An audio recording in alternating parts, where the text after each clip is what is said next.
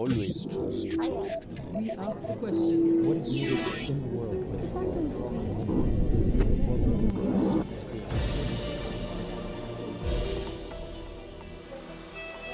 In the past 2 years, the COVID-19 pandemic has stalled progress and brought devastation and hardship to every corner of the world.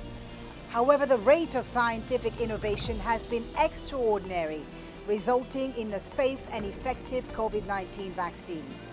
But those vaccines have not been widely accessible to people who need it the most, exposing injustice and inequality. The Bill and Melinda Gates Foundation has been working to fix that. I'm Fuli Batibo in Doha. As part of his foundation's global efforts, Bill Gates came to Qatar during the first ever FIFA World Cup to be held in the Middle East. As the eyes of the world focus on this small Gulf nation, unsung heroes in health and football legends gathered to advocate for investment in critical health innovation that is both affordable and accessible. In 2020, the COVID-19 pandemic became one of the most pressing challenges facing us all. We have learned many lessons from this pandemic. Most importantly, we have learned the importance of collective action and joint responsibility to eliminate the effect of this crisis.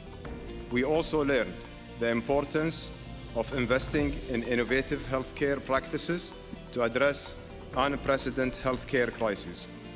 At the moment, the world is extremely divided.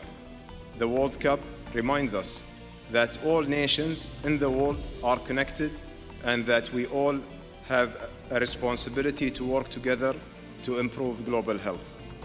We've experienced a pandemic not far from like a few months ago, and it has been very difficult for the world to live this kind of experience, and I think it's important to raise awareness on health, on the importance of investing in health, because I mean our life depends on that, and the future generations' lives depends on that, and we need to prevent the who knows the next pandemic. So this is why we gathered here, and I'm really proud to be part of this movement. I started learning about health in depth when I still was working at Microsoft.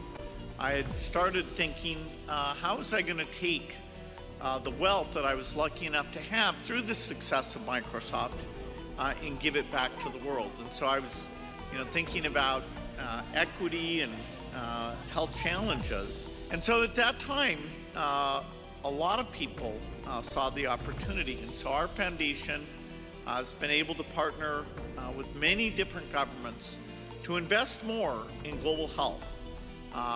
So that's driven innovation, which has driven progress. But will the world be ready for the next global health emergency? And what lessons can be learned from the COVID-19 pandemic? The co-chair of the Bill and Melinda Gates Foundation, Bill Gates, talks to Al Jazeera. Mr. Bill Gates, co-chair of the Bill and Melinda Gates Foundation, thank you very much for talking to Al Jazeera. Now, many people around the world know you as the co-founder of Microsoft, of course, as one of the most celebrated innovators of our time. But over the last 2 decades, you've also focused on global health challenges. And you've just hosted an event here in Doha on how the world can prepare and prevent the threat of a future pandemic. We're not quite out of the woods yet with this current pandemic, and it's sobering that we have to think about the next pandemic when we're just now enjoying the things that we like to do in life, like going to a football game. So I guess I want to know first, why and how ready should we be for the next pandemic? Well, governments are there to protect us, and so they have us practice for earthquakes. They have a fire department with lots of full-time people to stop fires. They have armies that are there to deal with wars. But the pandemic is a disaster that they didn't prepare for. The extra resources required to have a global surveillance team, to make better diagnostic technologies, to do quick detection. it's actually not going to be that expensive once the world gets organized and makes it a priority. So active preparedness for the next pandemic, because as you've said, it's not a matter of if, but when. How do we actively prepare? And are you seeing anywhere in the world where there's actual preparedness for a future pandemic right now? Well, there's some good innovation. The idea of improving the vaccines so that they block getting infection, making them so they last a long, long time. Being able to make very cheap diagnostics that you could literally produce billions of very quickly. So the innovation side, I think, is starting to move. But picking how we strengthen WHO, create a special organization dedicated to pandemics, how we staff that, how we get every country to practice. For fire, you've got fire drills, you've got signs. So we need a little bit of preparation so that we actually can stop something before it goes global. So we'll have lots of outbreaks, but we don't need to have pandemics. Right. You've talked about the cost of preparedness, and you say that it won't cost that much. But how do you make the case for investing in pandemic preparedness to governments and people in developing countries who are already dealing with other emergencies and who may have other priorities? How do you convince them that preparedness is what they should be doing?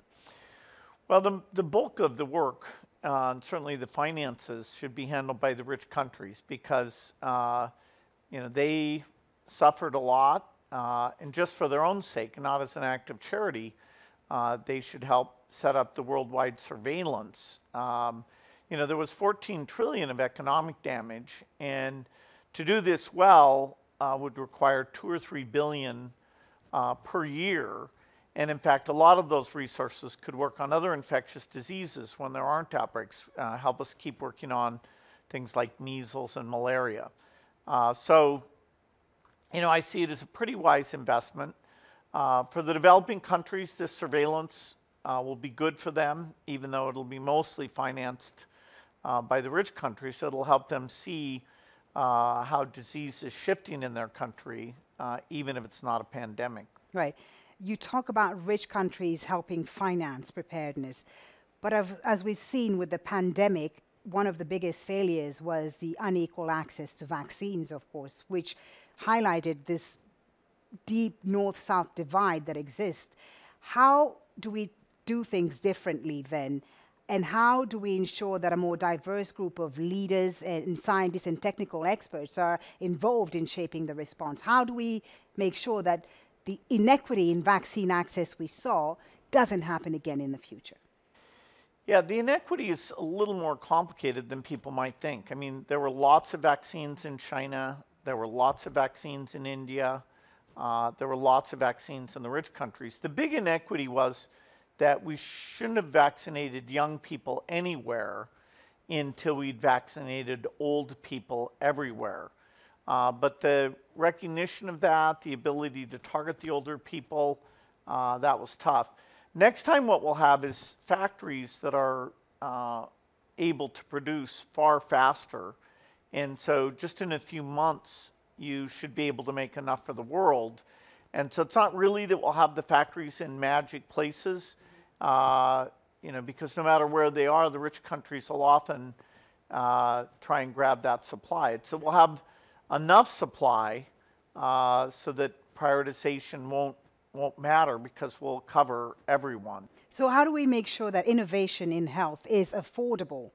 Because that's really the key word, affordable to those who need it the most, people in developing countries. Yeah, so the real health inequities aren't really the pandemic. The health inequities are malaria deaths, TB deaths, malnutrition, and those are happening every year. We don't have to guess. We know that that's there. Getting more generosity for that is something I push for as I travel the world. We've made progress. We've cut childhood death rates in half. Some countries are generous donors. For HIV, things like the Global Fund Right. and PEPFAR have done good work. So, I think the example that health aid really lifts countries up, that it should be obvious that we're not doing enough. And why do you think we're not doing enough? What are the challenges? Is it a lack of political will? Is it racism, perhaps, as some people have said? Or, why is it that some regions, like Africa, for instance, or South Asia, are always the last to be looked after? Well, malaria's been there for a long time. The idea is to take the world's innovation and finally get rid of malaria for once and for all. We have cut the deaths in half. Our foundation is part of a group that founded both Global Fund and this thing called Gavi that buys vaccines for children. So going from 10 million deaths a year of children in the year 2000 down to less than 5 million before the pandemic started, that's quite a track record. We have a plan that, if it gets fully funded, would cut it in half again. Now, the pandemic was a huge setback. Countries went into debt. Aid budgets were actually cut somewhat. Now we've got a tough economic cycle, the Ukraine war.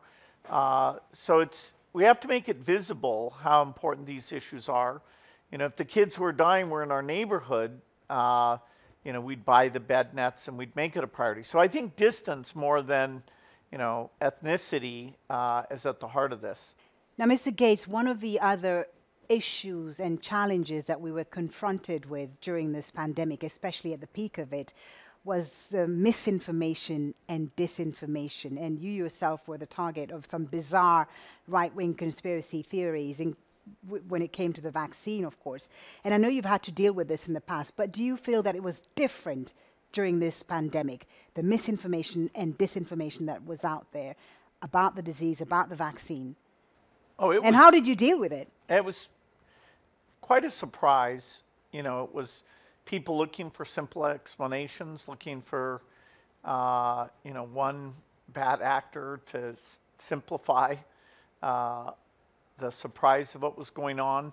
The digital channels definitely amplified that and let people resonate with, strange ideas.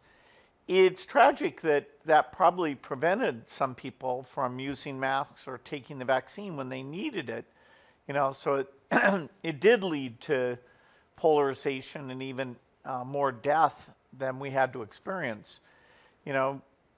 Finding people who you trust and making sure they're speaking out, that's something we need to put more effort into. Who do you trust? Isn't it, though, a part of a trend of, the distrust and mistrust that people have of institutions, right? And how do we tackle that? How do we deal with that going forward? Well, some of that's, purely political, and I hope the younger generation can take these digital tools and shape them to be more of a force for good. I do believe that the ability to communicate worldwide, there's huge benefits that flow out of that. And now we have to moderate some of the insanity that prevents people from helping themselves. Right. I want to talk about another issue that's very close to your heart and that you've been really fighting for, and that is food insecurity and climate change as well. The world right now is failing to meet all but 2 of the 17 Sustainable Development Goals. And goals related to food and water security, climate, remain out of reach today. Let's start with food insecurity. What do you think is the right approach to solving it? Well, it's tragic that Africa is a net food importer. They have inexpensive land and labor, and when food prices go up, it should benefit them.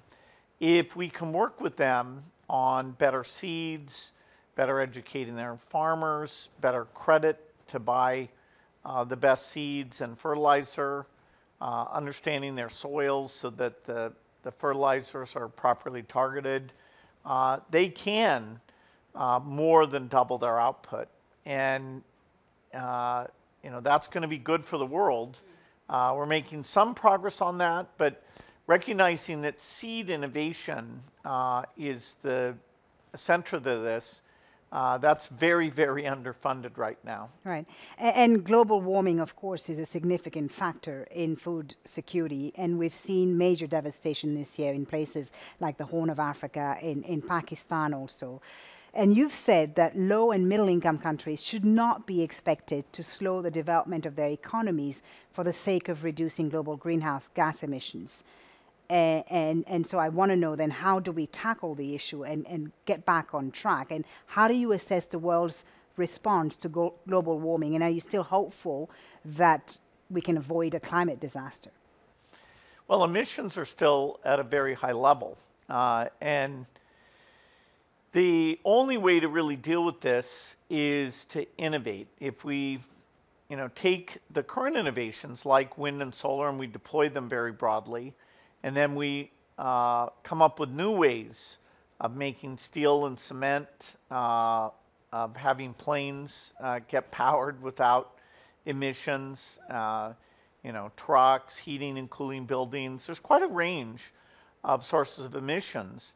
And if doing that in a clean way is super expensive, then we'll be fighting forever over who should pay for that, and it'll be too expensive.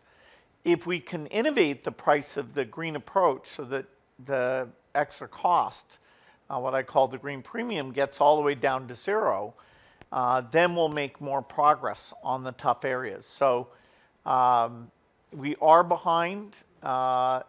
We need a bigger sense of urgency. The innovation path has been started, and there's some promising leads. Now we need to scale that up faster than we've ever done before. So it is a huge challenge, and I'm through my breakthrough energy work funding a lot of companies, over 100, that work on these innovations. Right. Now, you are in Doha at a fascinating time when the first World Cup is being held in the Middle East, in a Muslim country for the first time. The tournament has been, as you know, controversial at many levels, on and off the pitch. But it is also a powerful platform. So I'd like to know, how does this event contribute to the causes that you're fighting for? Why do you think this is an important platform for you? Well, having the world come together, particularly after the tragedy of the pandemic, and be able to celebrate these teams from a variety of places, a lot of upsets, a lot of excitement, amazing professionalism. So to have it come together, be organized really well so that people are having a great time. It also lets us remind people that it's because of vaccines that we're able to get together. And that it is one world, we're all humans, and that the inequities in health and what climate is doing, that we're not doing enough there.